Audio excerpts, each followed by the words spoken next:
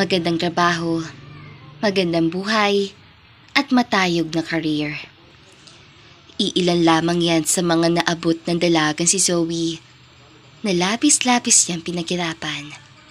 Maganda ang dalaga at maraming kalalakihan ang nauhumaling sa kanya. Pero ang hindi nila alam, sa likod ng maamo at inosente nitong mukha ay ang madilim na sikretong kanyang tinatago. Mabait naman si Zoe, pero magmula noong namatay ang kanyang ina dahil sa atake sa puso, ay nagbago na ang lahat. Inatake kasi ang kanyang ina dahil sinugod nito ang bahay ng kabit ng kanyang ama. Labis-labis ang galit ni Zoe sa babae na humantong sa panggagaya niya dito. Kaya magmula rin noon ay nangako siyang gagantihan ng babae. Naghiwalay din naman ang babae at ang kanyang ama at nakahanap agad ito ng kapalit. Doon na umandar ang kademonyohan sa utak ni Zoe at gamit ang angking niyang ganda ay inagaw niya ang lalaki. Nagtagumpay si Zoe, pero ang akala niya doon na matatapos ang lahat. Pero hindi pala. Nagtuloy-tuloy nga yun. At hanggang ngayon ay tanging ang mga lalaking may asawa lamang ang kanyang dinedate. Kung nakailang nobyo na siya, hindi na rin niya alam. No feelings attached. Pera at pampalipas oras lamang niya ang lahat. Hanggang sa makarelasyon niya ang senador na si Agustus Ramos, isang napakayaman at maimpluwensyang tao sa bansa. May asawa na rin ito at 2 anak. Maituturing na modelo ang kanilang pamilya. Ngunit, ang hindi alam na nakakarami, si Zoe, ang anay, nasisira sa matibay at masaya nilang pamilya. Zoe, nagpa-deliver na ako ng food dito for breakfast. At name mo ang nakasaad doon, okay? Pagmamadaling wika ni Agustus. Hindi mo ba hihintayin yun para magsabay na tayo sa umagahan? Naglalambing pa na tanong ni Zoe. I love to, pero hindi pwede eh. Sinabi ko kasi kay Margaret na doon ako kakain sa amin. Sinabi ko na nga lang sa kanya na sa office na ako natulog dahil ang daming gawain. Mabuti na lang at naniwala siya. Margaret.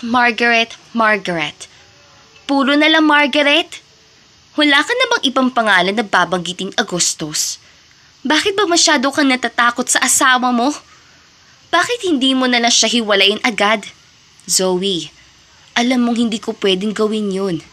Isa akong senador at balak ko ring tumakbo sa susunod na eleksyon. Do you think iboboto pa ako ng lahat kapag nalaman nilang may kabit ako? Oh God, Agustus. Matagal-tagal pa naman ang eleksyon. For sure, makakalimutan din nila ang issue mo. Hindi mo alam ang sinasabi mo, Zoe. Competition yan. Magsisilabasan ang mga baho just to win. Paghintay-hintay ka lang, okay? Ang sabihin mo, you really love your wife. Big time. Ayan ka na naman. Of course I love her. She's the mother of my kids. Isa pa, maliit pa si Yana. Hindi niya pa kayang mawala ng daddy. Tinutukoy nito ang bunso niyang anak. Whatever. Sige na, umalis ka na. At baka magtaka pa ang legal wife. Tuwagan mo na lang ako kapag nandoon ka na. I will. Thank you for being so understanding. Message na lang kita, okay? I have to go. Bye. Huling wika ni Agustus. Tsaka tuluyan na ngang umalis. Ang naiwang si Zoe naman, napairap na lamang sa kanyang mata. Hindi naman talaga siya nagsiselos dahil wala naman siyang nararamdaman kay Agustus.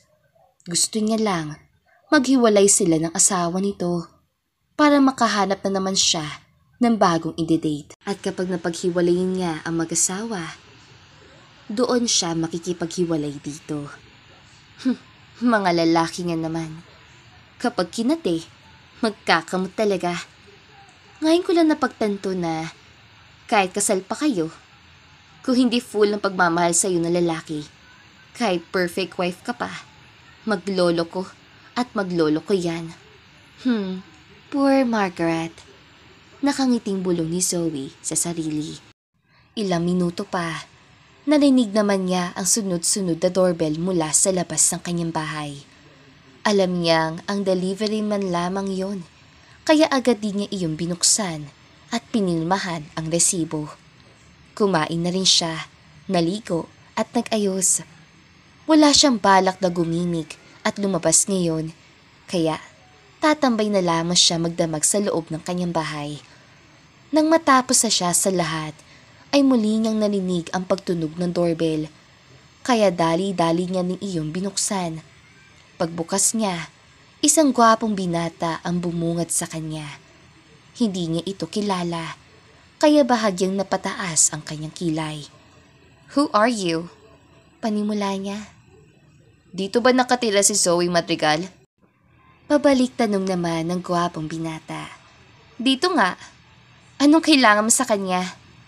"Nasaan siya?" "I am Zoe Madrigal. Sino ka ba? At anong kailangan mo sa akin?" Ngunit imbis na sumagot, ay tinitigan lang ng binata ang dalaga mula ulo hanggang paa. "Huy, ano ba yung ginagawa mo? Stalker ka ba?" Doon na nga biglang pumasok si Drake at agad na naupo sa maliit na sofa na pagmamay-ari ni Zoe at agad nilibot ang paningin sa paligid. "Hey you! Bakit ka ba bigla-bigla na lang pumapasok sa hindi mo naman bahay? Hindi naman kita pinapapasok ka. Gusto mo bang tumawag ako ng pulis at idemanda kita ng trespassing?" "How about you? Bakit ka rin ba bigla-bigla na lang pumapasok sa buhay ng may buhay? Hindi ka rin naman namin pinapapasok ka. Gusto mo rin bang idemanda kita sa pagiging other woman mo?" Doon na hindi nakaimik si Zoe. Tinitigan niya pang mabuti ang binata at doon niya panapuna na may hawig ito kay Agustus. "So, you're Agustus' son?" "Yup, I'm Drake Ramos. Matagal ko na sinusundan si Dad, and to my shock, nakita ko siyang lumabas dito sa bahay mo. Dito na palang office si Dad ah. Hindi naman ako nasabihan." "Well, congratulations. Dahil nalaman mo nga ang relasyon namin ng daddy mo. Kinonfirm ko na sa'yo ah. Pwede ka nang umalis."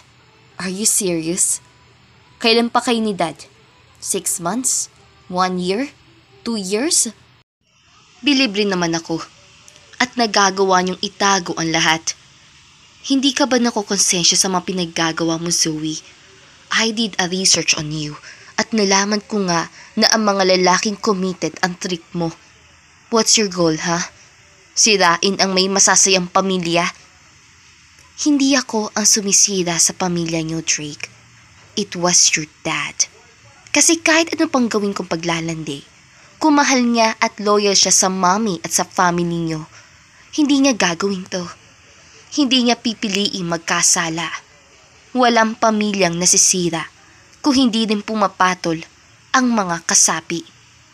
Kaya, wag lang ako ang sisihin mo, kundi pati ang dad mo. And just to let you know, 5 months na kami ni Agustus. So, 5 months nyo na rin niloloko ang mami ko? How can you do this? Isa ka ring babae.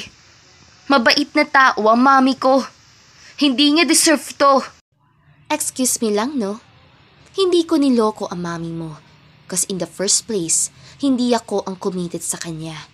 Ang daddy mo lang ang nanloloko sa kanya. Kasi sila mismo ang nagsumpaan. And yes, hindi nga deserve ng mami mo to. Hindi niya rin deserve ang isang kagaya ni Agustus na kaunting pagpapakita ng motibo lang, kumakagat na. So, what is really your plan? Bakit ko naman sasabihin sa'yo? Close ba tayo? Are we even friends? Hindi naman, di ba?" "Zoe, please. Hiwalay mo na ang dad ko. Please lang. Kung si mami hindi pa nakakahalata, ako na halata ko na. Let my dad go." "Bakit hindi ang dad mo ang pagsabihan mo, Drake? You can do it too. Or baka naman, ayaw mo lang pakawalan si Dad Dahil nasisilaw ka sa pera niya. Is that it? Magkano bang binibigay niya ng allowance sa'yo every month? Pagkatapos yung mag-sex, magkano ba ang iniiwan niyang pera sa'yo? Bakit? Babayaran mo ko? Yes, just name your price at babayaran kita para layuan mo na ang daddy ko. Total, gain ka naman di ba? Pera lang ang gusto mo. Nakakahiya ka. Sarili mong dignidad, hinahayaan mong pera ang nagkokontrol.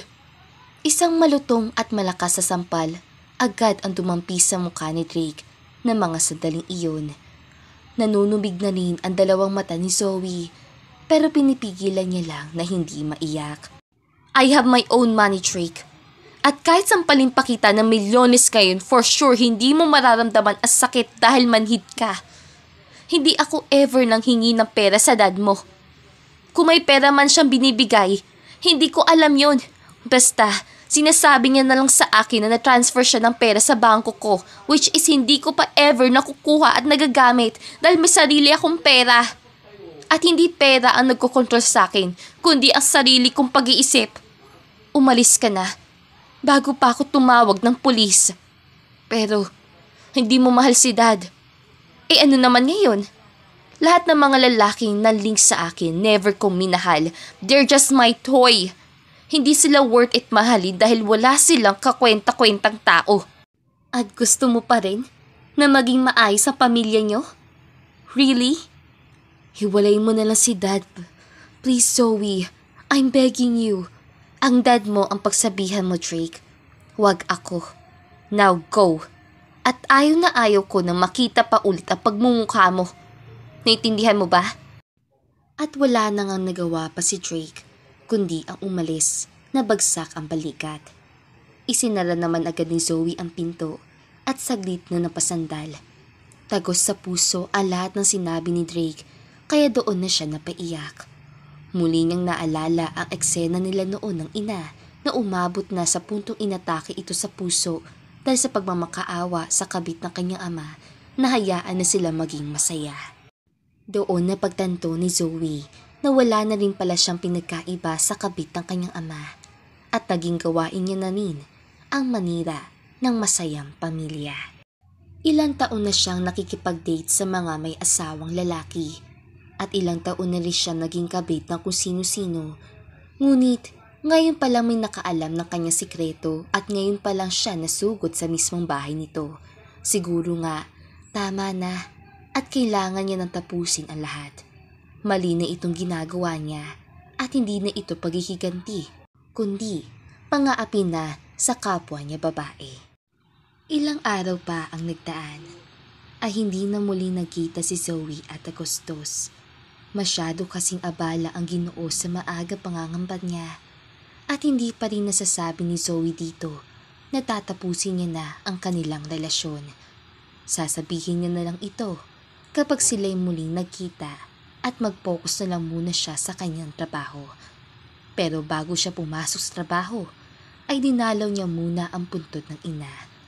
Nang matapos naman siya, akman na sana siyang babaliko saan nakapwesto ang kanyang kotse nang makita niya muli si Drake. Hindi naman niya ito pinansin at plano sumakay na lamang sana sa kanyang sasakyan, pero nahawakan na siya ni Drake. Let me go! Matapang niyang wika dito. Can we talk? Drake, may trabaho pa ako. I have to go. It's about mom. Wala akong pakialam sa mommy mo, okay? May cancer siya, Zoe. Stage 1. And as her son, I want her to be happy. We're doing our very best para mapagaling siya. Dahil 2 days ago pa lamang din namin nalaman ang tungkol sa cancer niya. And why are you telling this to me? Doktor ba ako? May dala-dala ba akong magic pahid na gamot dito para gumaling ang mom mo? Wala naman, di ba? I know. Pero gusto ko na sabihin na, please, let my dad go. Hiwalayin mo siya, please. Palagi siyang wala. Si mommy lagi siyang hinahanap. Drake, simula noong pumunta ka sa bahay ko, hindi na kami nagkikita ulit ni Agustos. He's busy at lagi niyang ipinapaalam sa akin ng mga whereabouts niya. Don't worry, at bala ko naman talaga hiwalayin siya. Pero hindi ko lang masabi through text or call. Kapag nakita ulit kami, tsaka ko na siya hihiwalayan. Thank you, Zoe. Thank you talaga. Alam ko may tinatago kang bait sa loob mo. At may rason ka kung bakit mo to ginagawa. Thank you. Saan bang ospital na roon ng mami mo? Sa SJM Hospital. Ina-examinin pa ng mga doctors kung ano ang dapat na gawin sa kanya. Luckily, may cure naman. Since stage 1 pa lang naman, kaya as much as possible, normal pa rin namang namumuhay si mami. Every Saturday, sinasamahan ko lang siya sa ospital para sa ibang procedure na gagawin sa kanya. Okay, aalis na ako. Zoe? Yes? May sasabihin ka pa? I'm glad sinunod mo ang puso mo. I just wanna ask kung free ka ba this Saturday? Pwede ka bang dumalaw kay mommy? What for, Drake? Gusto mo ba mag-guilty ako sa ginawa ko? Hindi. Pero gusto ko lang na makita mo siya in person. Maybe nasasabi mo ngayon na may pagkukulang siya. That's why Dad cheated. Pero kapag na-meet mo siya, doon mo palang masasabi na she's a great woman. Pag-iisipan ko. Thank you, Zoe. Tumango naman ang dalaga bilang tugon. Tsaka sumakay na sa kanyang kotse at kumayak. Habang nasa biyahe, ay patuloy niya pa rin iniisip ang sinabi ni Drake. Doon na siya nakaramdam ng awa sa ina ni Drake na si Margaret. Hindi niya alam kung bakit tila kinurot ang dibdib niya ng mga sandaling iyon. Siguro nga, hindi pa siya ganoon kasama para mas isipin ang sarili kesa sa ikabubuti ng iba. Kaya naman, pagsapit din ng araw na Sabado, ay maagang umalis si Zoe at nagtungo sa ospital. Tinanong niya kung saan ang kwarto ni Margaret at nang nasa labas na siya ng pintuan, ay rinig niya pa ang tawanan mula sa loob. Boses yun ni Drake na nagbibigay pa ng corny jokes para matawa ang ina. Napangiti naman ng pilit si Zoe, tsaka huminga ng malalim at lakas loob na kinatok ang pintuan. Doon, si Drake ang bumukas ng pinto at agad itong nagbigay ng isang matamis at gwapong-gwapo ng ngiti. You came. Anak, who's that? Ang dad mo na ba yan? Tanong pa ni Margaret. No, Mom. It's Zoe. Sagot naman ni Drake na sumingits pa na pumasok na ang dalaga. Teka, Drake. Kilala niya ako? Alam niya ba na... Shh! Of course hindi. Pasok ka na. At kahit kinakabahan, ay pumasok pa rin si Zoe at inilagay ang dala-dala niyang isang basket ng mga prutas. Ay, salamat naman dyan sa dala mo, Iha. I'm glad that you came. Zoe, right? Nakangiti pang wika ni Margaret. Opo. Naikwento ka kasi sa akin ni Drake. And he told me nga na darating ka daw ngayon. Well, he's not even sure pero makadaw dumating ka kasi busy ka rin naman sa personal life mo, di ba? Ay, Margaret pala. Drake's mother. Nice to finally meet you po. Ay nako, tawagin mo na lang akong tita since kaibigan ka naman ng anak ko. Alam mo ba, ikaw pa lang ang babaeng pinapakilala ni Drake sa akin. Hayaan mo at darating naman ang dad niya ngayon. Ipapakilala rin kita sa kanya. Doon na nagkatingin na si Zoe at Drake. Nakaramdam naman na kaunting pagkailang si Zoe. Kaya naupo na lamang siya. How's your condition? Ano daw bang sabi ng doktor? Well, sabi nila, the cancer is small and hasn't spread anywhere else. Curable naman siya at pwede akong operahan. For now, I'm taking meds muna at sasabihan nilang nila ako kapag napaschedule na for operation. That's good to hear. Nasaan pala si Yana? Tinutukoy nito ang punsong anak ni Margaret at Agustus. Yana? Kilala mo si Yana? Naikwento din po kasi sa akin ni Drake ang tungkol kay Yana. Kaya, nakilala ko na rin po siya. Pagpapalusot naman ng dalaga. Okay. Well, si Yana, nasa bahay, kasama ang yaya niya. Ayaw ko siyang dalhin whenever pupunta kami dito sa ospital. Kasi ang bilis umiyak noon. Lalo na kapag ini-injectionan na ako. I see. Magsasalita pa sana si Zoe. Pero hindi na nga natuloy na magbuksan ang pinto at pumasok si Agostos. Nagkatinginan pa ang dalawa ng ilang minuto bago ito humalik at lumapit sa asawang si Margaret. "How are you feeling, honey?" Tanong pa ni Agostos sa asawa. "I'm all good, hon. Galing ka ba sa office?" "Yeah, galing din ako sa campaign manager ko at may pinag-usapan lang kami saglit." "May bisita pala kayo?" Medyo naiilang pa niyang sabi. Yes, Dad. She's Zoe Madrigal. Kaibigan ko po." "Oh, kaibigan mo? Ngayon mo palang yata kami pinakilala sa kaibigan mo, anak." "Oo nga po, Dad eh. Nabigla po ba kayo?" "Sort of." Drake, Tita, and you, Drake's dad. Aalis na po ako. Maimportante pa po kasi akong pupuntahan eh." Paalam naman ni Zoe. "Ay, ano ba yan? Gusto ko pa naman sana makausap ka eh. Pero sige, mag-iingat ka, iya ha? At salamat sa pagdalaw mo." Ngumiti naman si Zoe, tsaka umalis na nga na si Lyd. Ilang sandali pa, sinundan naman siya ni Agostos, kaya humanap na lamang sila na medyo tagong lugar para mag-usap. "Why are you here, Zoe?" "Dinalaw ko lang naman ang asawa mo." "May masama ba? At kailan mo pa siya dinadalaw, ha?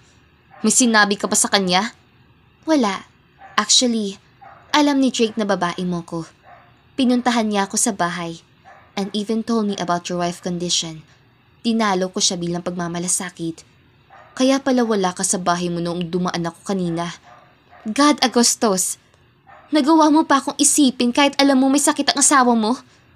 So kung nagkataon na nakita mo ko sa bahay kanina, hindi mo dadalawin ang asawa mo makikipaglaban sa cancer." "Zoe, matagal na tayong hindi nagkikita. At uunahin mo pa talaga ako kaysa sa pamilya mo? What now? Alam mo, pinapatunayan mo lang talaga na wala kang kwentang tao, Agostos.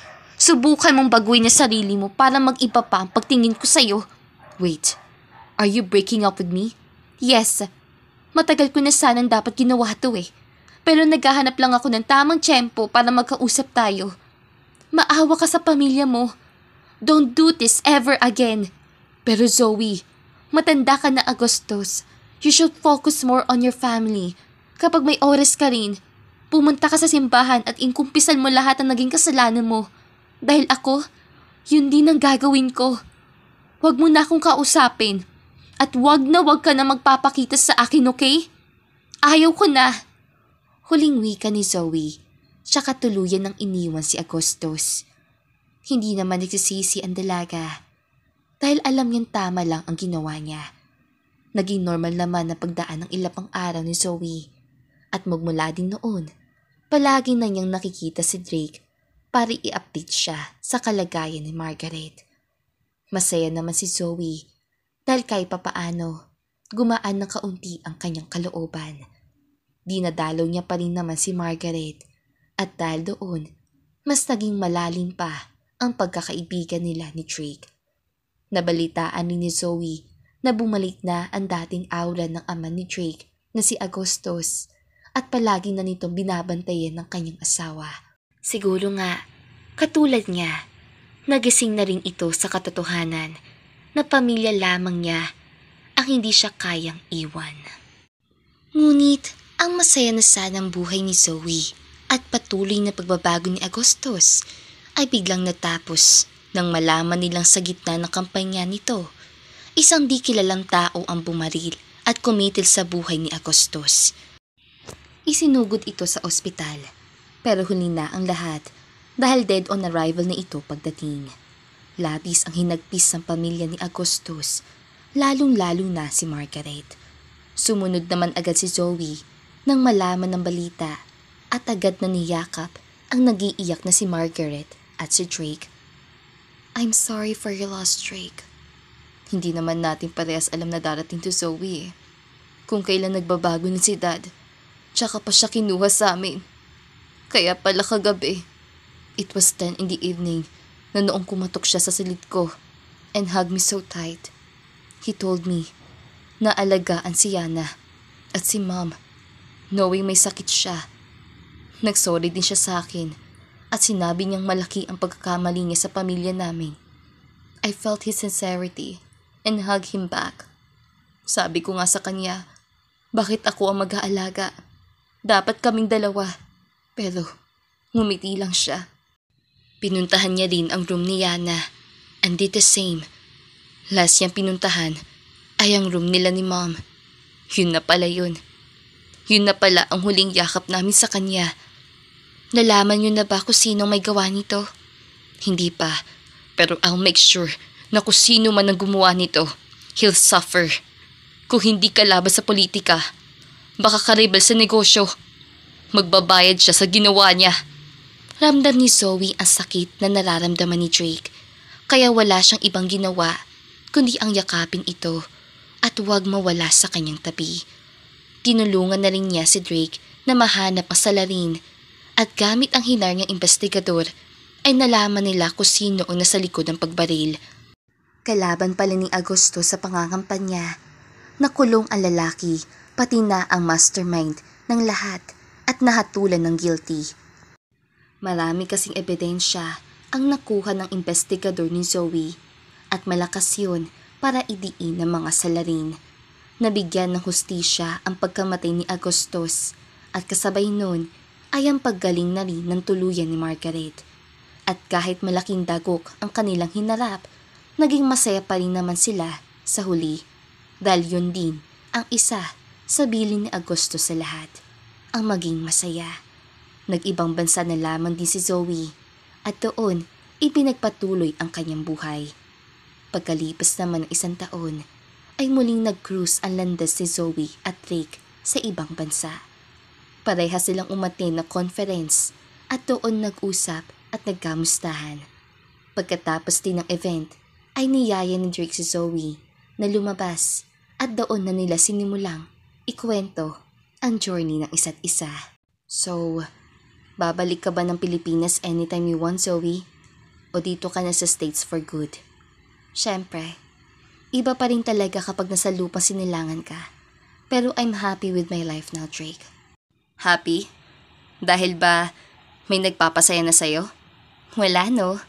Sarili ko lang ang nagpapasaya sa akin. Tsaka, kung iniisip mo na may boyfriend na ako, wala pa. Ewan ko ba, pero nawalan na ako ng gana sa mga lalaki. Sa lahat ba ng lalaki?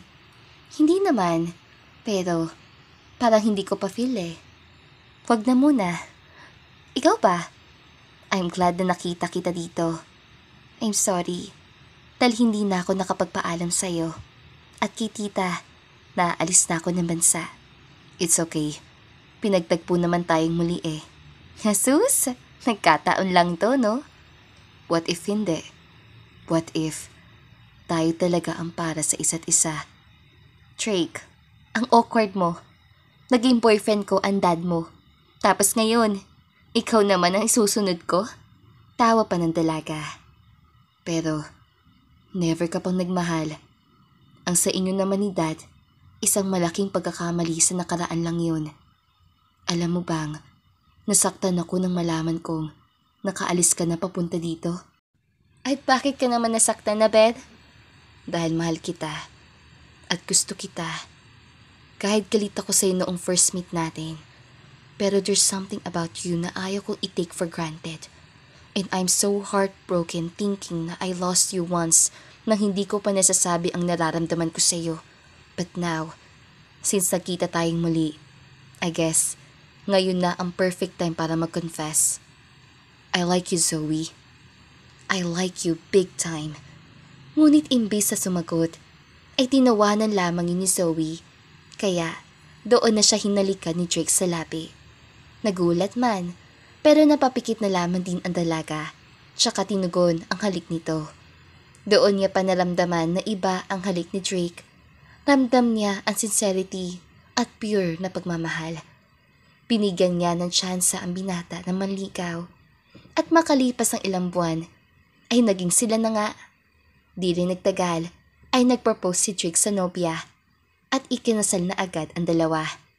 Gulat man, pero masaya si Drake na malamang ang asawa niya si Zoe ay isa pang bidhen. Doon na rin nasabi ni Zoe na nakikipagrelasyon lamang siya Pero hindi niya binibigay ever ang pagkababae niya sa mga nakarelasyon niya dahil naniniwala pa rin ang dalaga na yun lamang ang pinakamagandang regalo na maibibigay niya sa magiging asawa. Nagkamali man siya noon dahil nagpadala siya sa galit at poot na itama naman yun at nangakong hindi na muling uulitin ang pagkakasala dahil mas masaya ang buhay nang wala kang sinasaktan na kapwa. At dito na po nagtatapos ang magandang kwentong ito. At sana magustuhan ninyo. Don't forget to like, share, and subscribe. Sa susunod ulit mga kakulay, paalam!